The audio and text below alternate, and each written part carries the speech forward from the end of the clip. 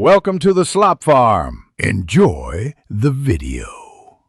You start by verifying the sword's exact attributes and market value so you know what you're accepting.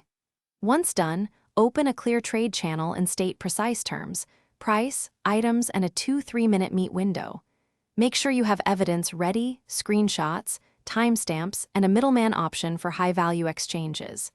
Now initiate the trade request. Confirm both sides can see the sword and the offered compensation in the trade window before you accept anything. You proceed by carefully inspecting the item in the trade preview and verbally confirming each stat with the other player.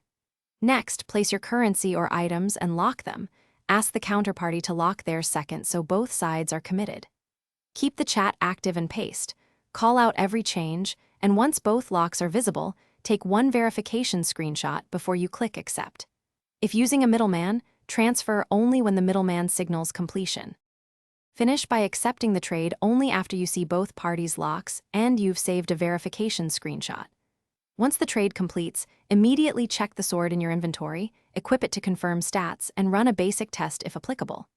If anything is wrong, missing stats, wrong item, or scam trade, stop interacting, reopen the chat calmly, show your screenshots, and request a reversal. If that fails, escalate to game moderators with all evidence. This is your primary recovery path. Thanks for watching. Consider subscribing if we helped you today.